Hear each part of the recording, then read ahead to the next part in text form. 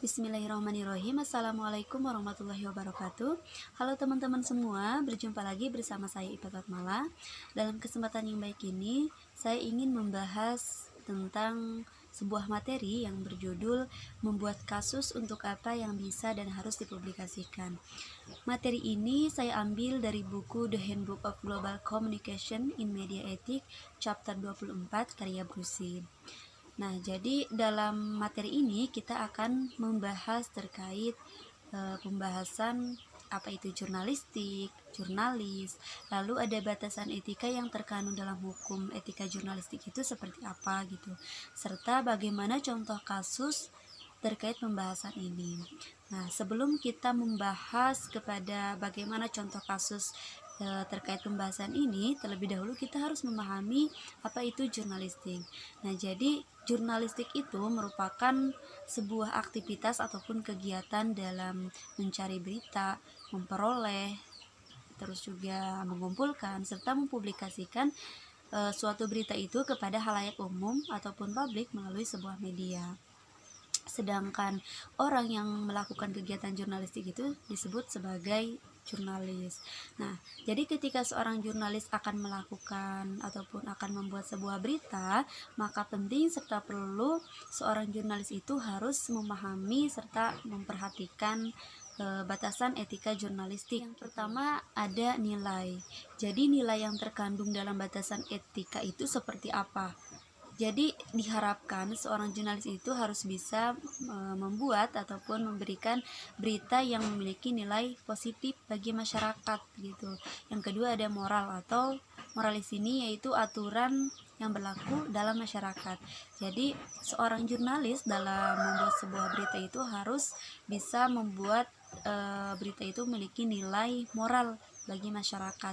Mengapa seorang jurnalis perlu ataupun penting untuk bisa memahami batasan etika jurnalistik? Karena dampak yang ditimbulkan dari nilai moral suatu berita itu akan berdampak pada masyarakat luas gitu, sehingga sangat diperlukan oleh seorang jurnalis memiliki keterampilan ini. Selain itu juga seorang jurnalis harus memiliki sifat yang profesional, dalam arti harus bisa bersikap jujur.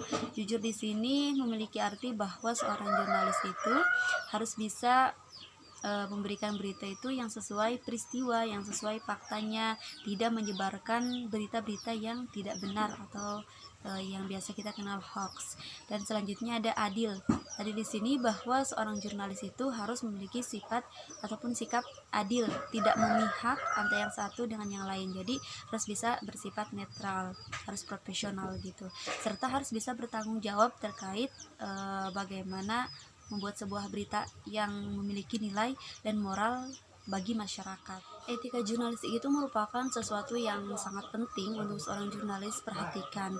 Mengapa? Karena hal itu juga telah diatur oleh Undang-Undang Pers Nomor 40 Tahun 1999 tentang Kode Etik Jurnalistik. Nah, sehingga undang-undang ini bisa menjadi acuan bagi seorang jurnalis untuk bisa melakukan tugasnya dengan baik, dengan bisa memberikan nilai moral yang baik bagi masyarakat, bisa menyampaikan informasi-informasi yang bersifat edukasi dan lain sebagainya. Selanjutnya kita memasuki pembahasan terkait bagaimana contoh kasusnya atau contoh kasus terkait etika jurnalistik.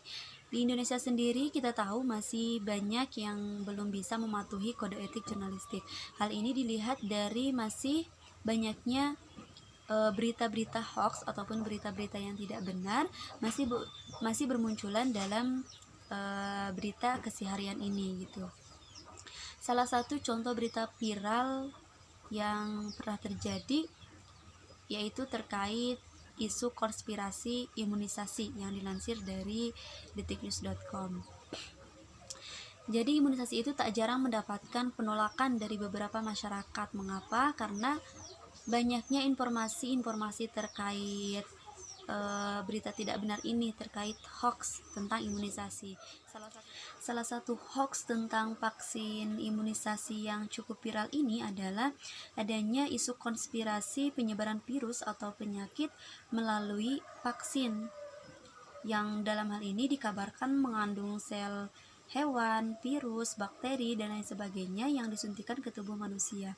Sehingga tentunya isu yang tidak benar ini tentunya memberikan ataupun menimbulkan dampak yang sangat luar biasa bagi stigma masyarakat tentang imunisasi ini, sehingga imbasnya masyarakat ini menjadi ragu bahkan takut untuk memberikan imunisasi pada anak-anak mereka.